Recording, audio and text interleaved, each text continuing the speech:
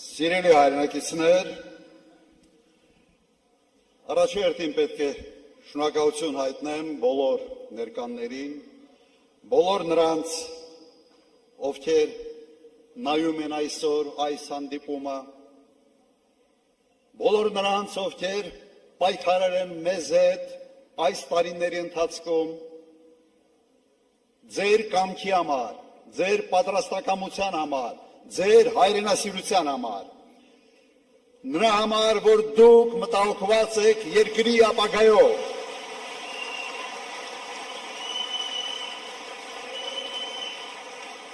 մենք շատ հագեցված քարոզարշավ ենք ունեցել, բազմաթիվ հանդիպումներ տարբեր ֆորմատներով, դահլիճային, հանրահավաքներ, ուղղակի շփումներ, տասնյակ հազարավոր մարդկանց հետ շփվել ենք և համոզված ենք, որ մեր ընտրական զանգվածը կիսում է մեր ծրագրերը, համաձայն եք, բայց այս հանդիպումները նաև հնարավորություն են տվել մեզ համալրել ծրագրերը, լսել ենք առաջարկներ, ինտերակտիվ հանդիպումների ժամանակ մենք հասկացանք, որ ինչ-որ շտկումներ պետք է մտցնենք և մենք դա արել ենք։ Շնորհակալություն ձեր ակտիվ մասնակցության համար։ Սիրելի հայրենակիցներ, այս ընտրությունները սովորական չեն, բոլորը դրա մասին խոսում են։ Եվ ընտրությունները ոչ թե նրա մասին է, թե հաջորդ 5 տարվա ընթացքում ինչ կարգի տարբեր սոցիալական ծրագրեր են իրականացվելու։ Սա անբաժանելի մաս է, բայց ամենից կարևորը չէ։ Այս ընտրությունները նրա մասին են, թե Հայաստանը արդյոք մնալու է իր բովանդակությամբ հայկական պետություն։ Սա է այս ընտրությունների գլխավոր հարցը։ Մենք պաշտպանում ենք, թե դավաճանում ենք մեր պատմությանը, մեր ինքնությանը, մեր արժեքային համակարգին։ Պաշտպանում ենք։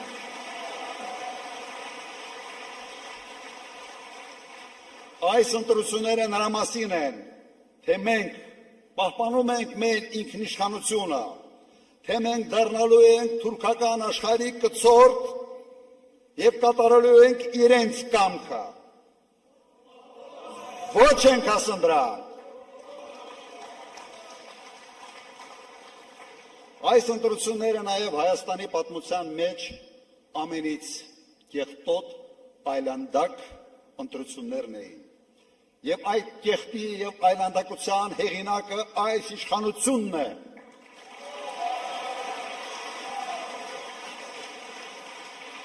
Իրենք թոնավորել են այս ընտրարշավը իրենց թույնով, կեղտոտ բերաններով, կեղտոտ բառապաշարով։ Մենք սա չենք հանդուրժում, սա մեր ոճը չի։ Մենք Հայաստանը պիտի փորձենք մաքուր պահել այդ կարգի կեղտից։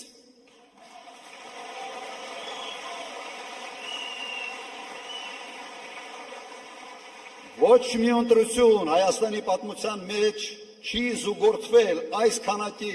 ձերբակալություններով, կալանքներով,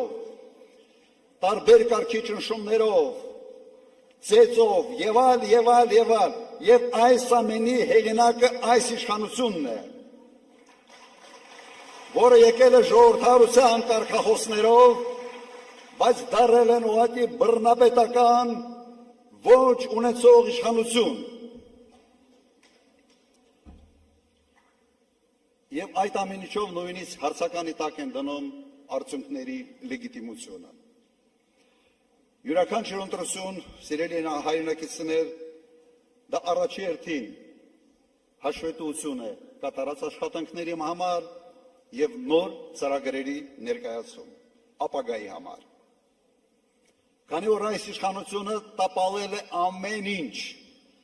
հաշվետու լինել չի կարող, որովհետև առարկա չկա հաշվետու լինելու համար, իրենք այս Քարոզարշավը եւ այս ընտրությունը փորձել են վերացել հետևյալի. Հայաստանի այս փոքր տարածքը դարձնել աշխարհաքաղաքական կենտրոնի բախման կետ, ինչը հեչ լավ տեղ չի եւ վտանգավոր տեղ է փոքր պետությունների համար։ Այս տեսանկյունից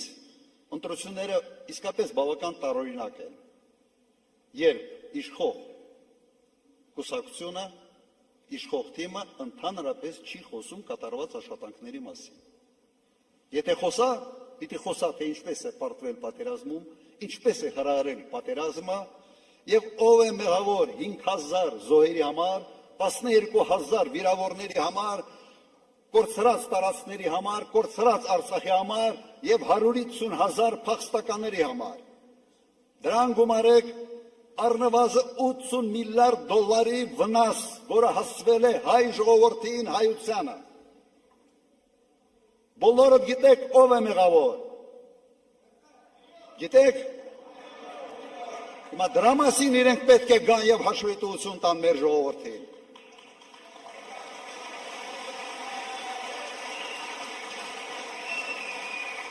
Խոստացել են ժողովրդավարություն, բերել են բռնապետություն։ Խոստացել են կոռուպցիայի դեմ պայքար, գլխավորել են այդ կոռուպցիան։ Խոստացել են սոցիալական արդարություն։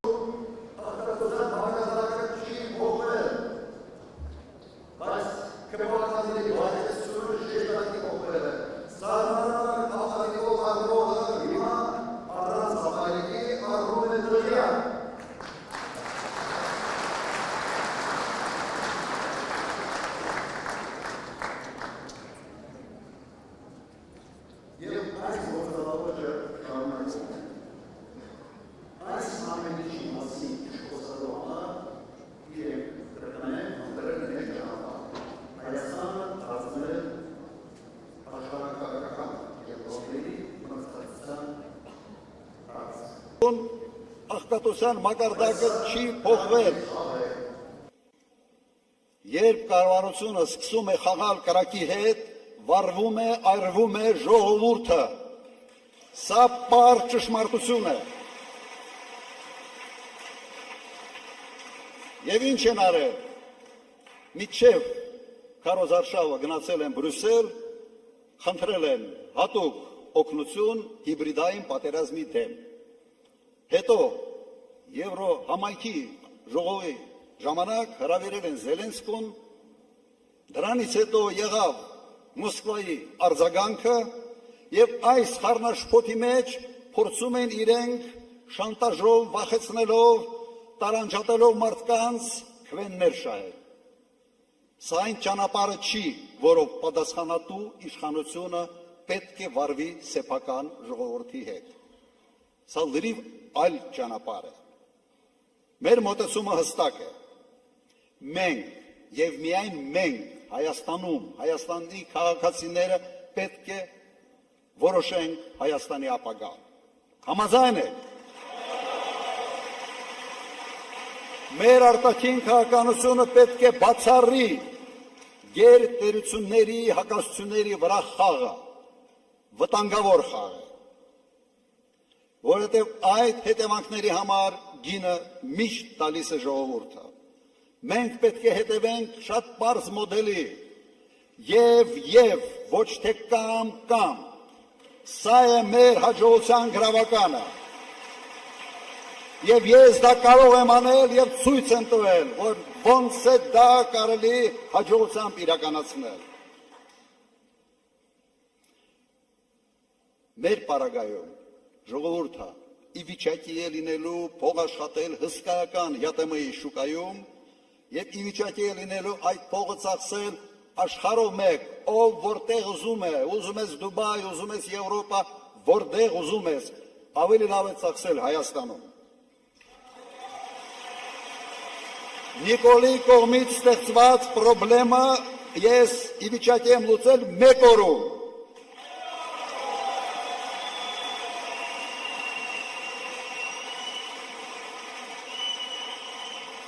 Այսպես կոչված բեզվիզը եւս ավելի շուտ կստանանք, քան այս իշխանությունը։ Մի քանի խոսք մեր անվտանգության մասին։ Մեր անվտանգության մոդելը ունիվերսալ պարզ մոդել է։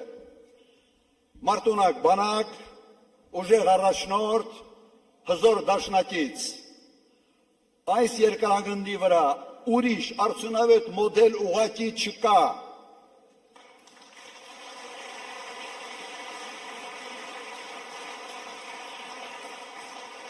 Եվ ես երաշխավորում եմ, որ մենք վերականգնելու ենք հարգանքը Հայաստանի նկատմամբ։ Մենք բացառելու ենք այն կարգավիճակը, որը այսօր ցավոք Հայաստանը ստացել է։ Սա նվաստացնող նիկոլական մոդել է։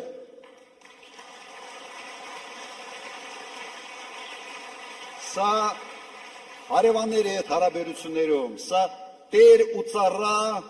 հարաբերությունների մոդել է, որտեղ տերը Ալիևն է, ծառան Նիկոլն է։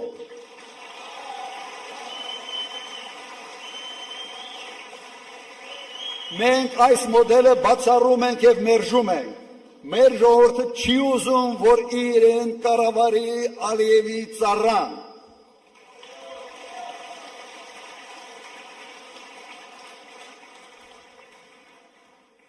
Այն մարդը,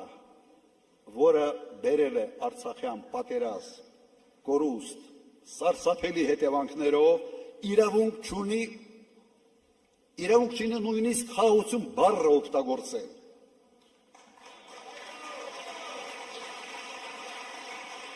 Ինքը չպիտի կեղտոտի այդ բառը ուղղակի իր բառապաշարով։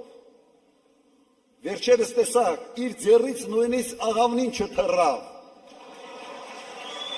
Հասկանալով, որ Նիկոլ Փաշինյանը դա ֆեյկային խաղաղություն է, ֆեյկային իշխանություն է և ֆեյկային բովանդակություն է։ Մենք ձգտում ենք խաղաղության և հասնելու ենք դրան։ Մենք հասնելու ենք կայուն արժանապատիվ խաղաղությանը։ Եվ իմ նախագահության ժամանակ դա հաջողվել է։ Անելու եմ ևս մեկ անգամ։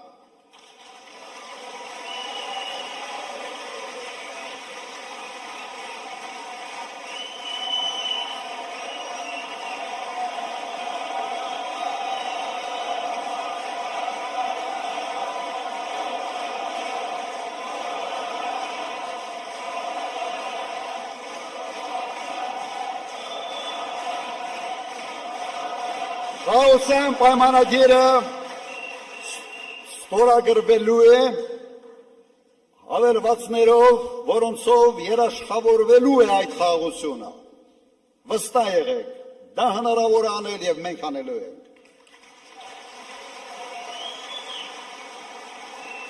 Մենք տեսնում ենք Հայաստանը որպես ժամանակակից արդյունաբերական երկիր։ Ամենից էֆեկտիվ երկիրն ենք տեսնում այս տարածաշրջանում, զարգացած գյուղատնտեսությամբ և ֆինանսական համակարգով։ Մենք նորից դառնալու ենք Հարավային Կովկասի ամենից գրավիչ երկիրը ներդրումների համար։ Մենք այդպիսինը եղել ենք և նորից դառնալու ենք։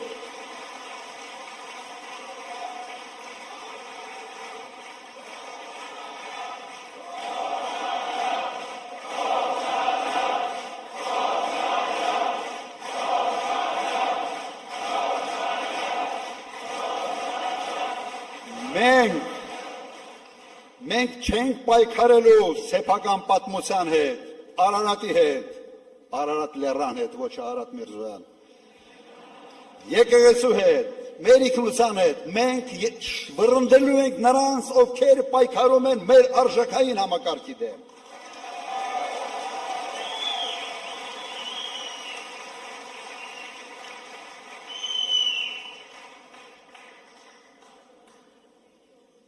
Վստահաբար խոստանում եմ, որ մենք ունենալու ենք ամենից ուժեղ, ամենից կայուն, ամենից հետաքրքիր իր բովանդակությամբ երկիրը Հարավային Կովկասում և երկիր, որը հենված է լինելու ազգային արժեքային համակարգի վրա։ Երկիր, որտեղ քաղաքացին մտահոգված չի լինելու անվտանգային հարցերով, դրանով պետք է զբաղվի իշխանությունը, ոչ թե քաղաքացին։ Երկիր, որտեղ քաղաքացին մշտապես չի պայքարելու ճգնաժամերի դեմ, այդ պայքարը պետք է մղի կառավարությունը եւ իր քաղաքականության պետք է անի ամեն ինչ, որ ոչ թե երկիրը մեկ ճգնաժամից մտնի մյուս ճգնաժամ, այլ ճգնաժամեր չլինեն ընդհանրապես, հատկապես ներքաղաքական։ Եվ ես մեր թիմի հետ կարող ենք դա անել։ Մենք պետք է կառուցենք այնպիսի երկիր, որտեղ պետական ծառայողը ստիպված չլինելու կատարել ապօրինի հրահանգներ, միայն այն պատճառով, որ իր աշխատանք չկորցնի։ Սա բացառելու է։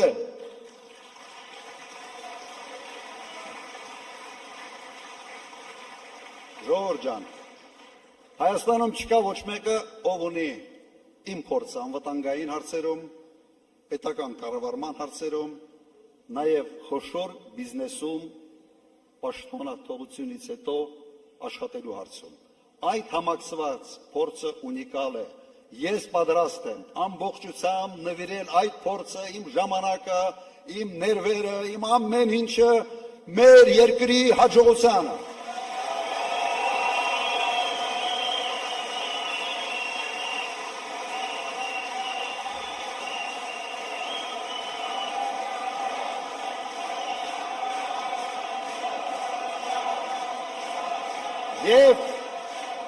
Եվ այդ փորձին գումարենք այն թիմը, որը մենք ունենք։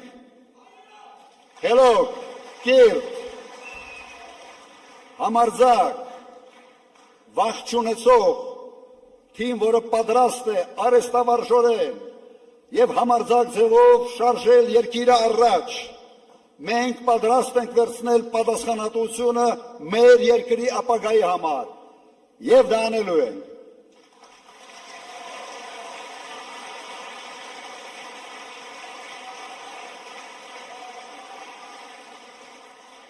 Եվ ինչ ենք ասում մենք, ասում ենք չկա Նիկոլ, չկա պատերազմ, չկա Նիկոլ, չկա քաոս, չկա Նիկոլ, չկա նվաստացում, չկա Նիկոլ, կա խաղաղություն։